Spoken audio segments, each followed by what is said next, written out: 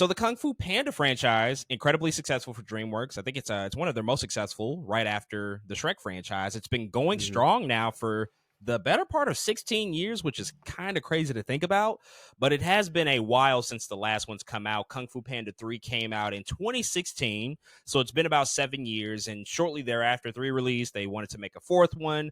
The directors of that one didn't come back, but they did bring on Mike Mitchell, who's directed a number of feature films for DreamWorks before. He's been working with them, I think, for the better part of 2 decades. He even directed Shrek Forever After. So he's obviously very well versed and knows the studio and knows the team over there. But Kung Fu Panda 4 brings back many members of the cast from the past iterations of Kung Fu Panda, but not necessarily everybody. But Jack Black is indeed here, of course, starring in the titular role as Po, the Kung Fu Panda in this movie himself. And we got a chance to go check this out this past weekend. It did come out a couple of weeks ago, but we were very occupied with Dune, and so we wanted to go ahead and just push this off for a bit and go see it last weekend. So we did get a chance to go check it out. So I will go ahead and pass it over to you, man. What did you think about Kung Fu Panda 4?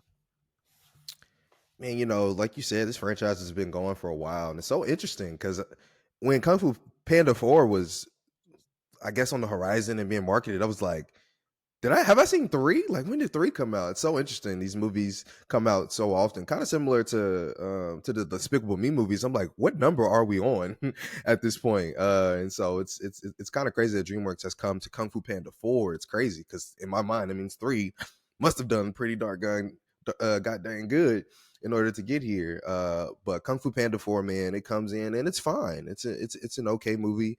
I think I had even though I'm saying it, I think I had a lot of a fun time with it, but there are a decent amount of, I think, cons to the movie as well. But pros wise, Jack Black is going to Jack Black. I think he always leads the charge as Poe very well in these stories, in these adventures. And what makes this adventure, I think, so interesting that does separate this one from the other ones is he's kind of being led down the path where he might have to give up being the Dragon Warrior. And that's like the whole thing about the movie. And I thought that was a really mature thing for Kung Fu Panda to do, because I could easily see a world where movies like this in of course child fantasy panda movie, they're like, this dude has to be and continue to be the main Kung Fu Panda. It's literally the title, right? And like you have to be the main warrior. But they were like, no, there's a time and this dude is going to have to somewhat potentially give up his spot as the Dragon Warrior, as the person him to come to be. And I was like,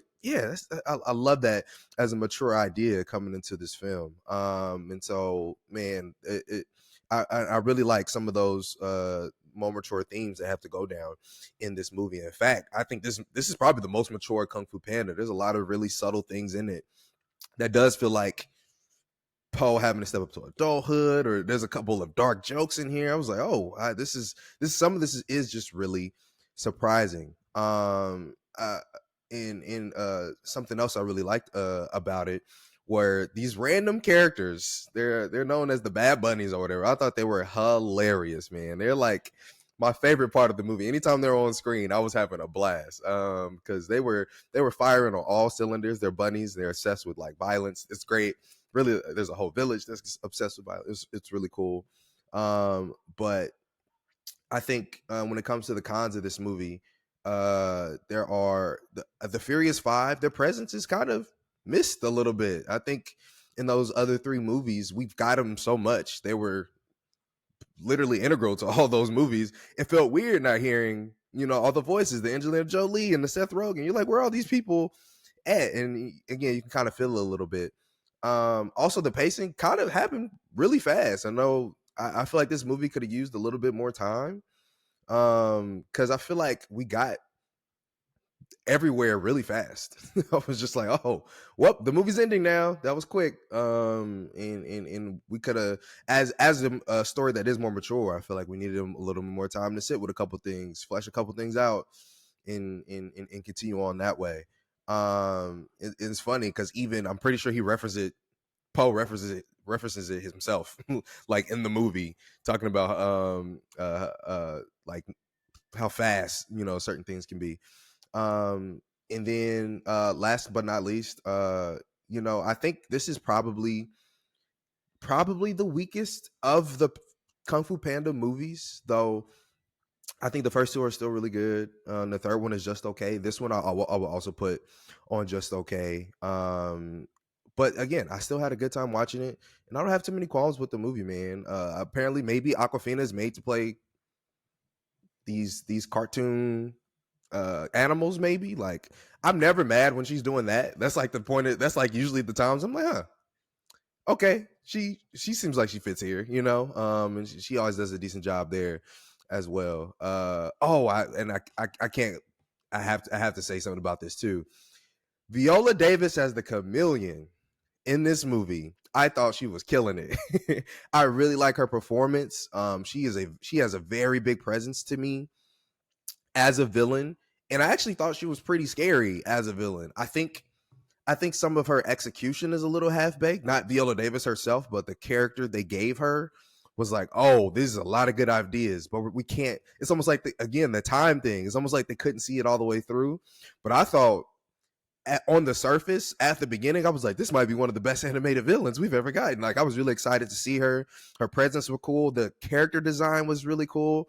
And it's crazy how you can make such a small animal, a chameleon, seem terrifying. I thought they did a really good job at that. So yeah, I'll leave it there, man. It's a fine movie. But again, overall, this might be technically the weakest one.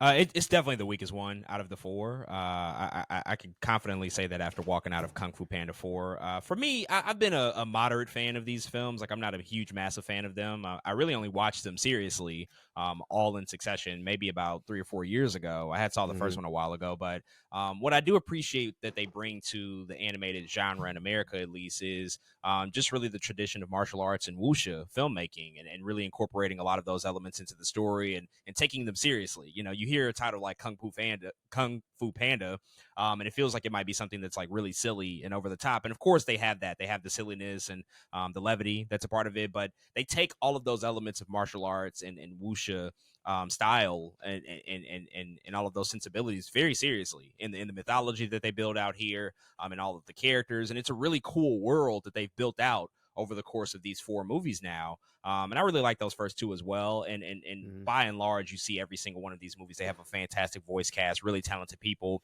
that come in and be a part of this cast in particular. But they decided to discard that Furious Five from this one, which I think for a lot of people that's going to be a really, really sore spot, because they were so important to the other three in particular, and for them to be relegated pretty much in this movie, and mostly be absent, with the exception of a quick nod to them, that certainly will be disappointing, and it's a confounding decision. I feel like it has to be money related, because I don't see why any of these people wouldn't come back, but they probably are expensive. Angelina Jolie is not cheap. Mm-hmm. Seth Rogen's probably not cheap. And maybe they wanted to just go in a completely new direction. The flip side of that is that they do introduce a few new characters that are refreshing and are welcomed here. I like Hee Kwan. I mean, he always is delivering really, really great performances. I think Viola Davis was pretty good, with the limited time that we had with her. I thought she was decent. And then Aquafina, I was very nervous when I first heard her voice come up, because I was Mm-hmm. like, oh no, I don't know if I really want to hear this for the next 90 minutes. But she doesn't get in the way too much for me. She kind of mostly fades into the background by the second and third act in particular, from a voice acting perspective, to where we can just really kind of focus on Poe and his two fathers and all that stuff.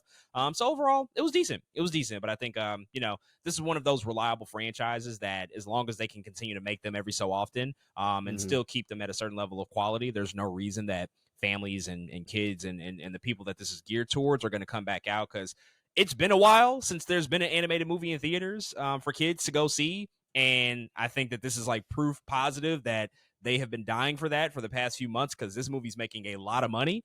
This is now the second week at number one that it's spinning at the box office. It dethroned Doom Part 2, and it also beat it this weekend as well. So kids and families have been dying, I think, to get back to the movies. There were a lot of kids in our showing as well, like on a Friday at 4 or whatever time it was, Thursday at 4 or something like that. So I think that it's one of those franchises that's reliable, that still gets people out of the house. We can't forget that Kung Fu Panda 4, or really the entire Kung Fu Panda franchise specifically, it's nearly a $2 billion franchise for DreamWorks. And so they also have a Crazy. ton of spin-offs and other things that they do outside of just the movie. So it Mm-hmm. doesn't feel like it's going to be something that they stop anytime soon. As long as they're okay, I'm cool with that. And also, shout out to Jack Black, because he's really just owned this space of really gearing towards families, with a lot of the work that he does in the Goosebumps movies, the Jumanji movies, obviously the Super Mario Brothers movie last year, voicing Mm-hmm. Bowser, and then doing this Poe role, which is he's really famous for the past 16 years. So he's occupying this lane, in a really, really confident way.